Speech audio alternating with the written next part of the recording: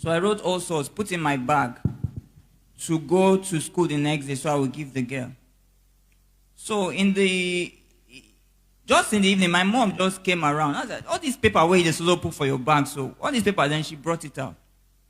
And my world ended. She read everything. All the things, how I told the girl I loved her, all the things I said I wanted to do to the girl, primary 3. And then my sister was there. 2 of them now teamed up again. I said, elder sisters, how they do now? My father was taking his bath. It was evening. I was now begging them, please, don't tell my father. He will kill me. So my mom now said, no. So they now confiscated the things. They spoke to me and all that. After that, I was very scared. Eventually, the girl left the school. That was primary 3. Primary 6, because I did primary 6, I saw one other girl that I liked in my class. So I now wrote a love letter, or is it I wrote, or I sent somebody, one of my friends who was the mediator, to talk to her. So he now spoke with her. So that day, we were supposed to get an answer from the girl. So we now met somewhere during break. Primary 6 children, now they look say no get sense. So me and my friend, we now stood like people that want to exchange drug and money. The girl and her friend, they stood there. So we now told her what we came for again, as if it's traditional marriage. Told her how I feel and all that.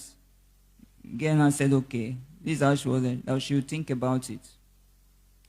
So we left. So I was now waiting for the answer. So one day, she now passed a paper to me in class. You know what was inside that paper? My answer is yes. It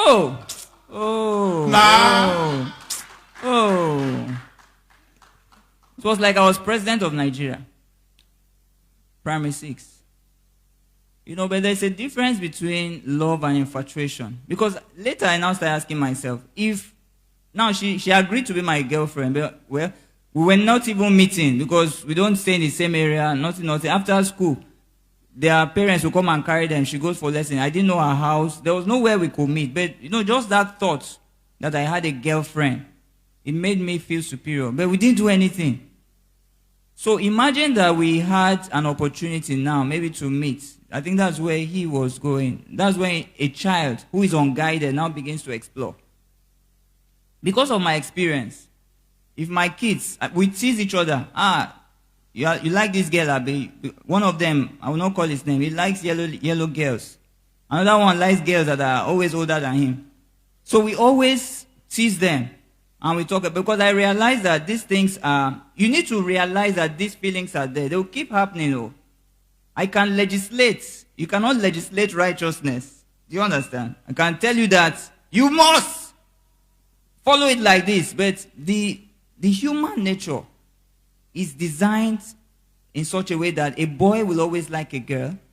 And we want to know her better and have her for himself, even though they are not married. So what we now do is to guide people and those feelings. Then a girl wants to be loved, just like she said. I think a better word than loneliness is that you want emotional support. Because there are times a girl is, down. She doesn't need another girl. She just needs a guy, that deep voice, to just talk to her. Is that? To just calm her down. There's a companionship a guy offers that maybe a girl, her fellow girl cannot offer. Yeah. So what I'm trying to say is that society in itself has programmed us. Imagine a primary 3 boy. You are watching movies, you are seeing them kissing, you are seeing all those things. So no matter what we tell them, it's already programmed in their mind. So that means we need to do extra work to now begin to say, okay, why? Because I keep asking my children, those whys. Why do you want something? Which is what you did. So your why will determine how you behave. Why? Okay, you want a girlfriend. So when you have the girlfriend, now what will you now be doing? Those kind of questions. And so I don't know if that has addressed it, but I'm just telling you that a lot of people are in that situation right now. All these people that you're advising, many of them already entered the relationship. So they are already there. But I think one key thing I will pick from what Pastor Bao says is you need to always ask yourself questions. There is a way it becomes, because society has programmed it that it is just normal to have a boyfriend or a girlfriend, even when people are not ready for it, they go into it. On Valentine's Day, I was in Keke, and one lady was just sitting beside me, wearing Copper's uniform. I didn't look at her face so that I wouldn't know her.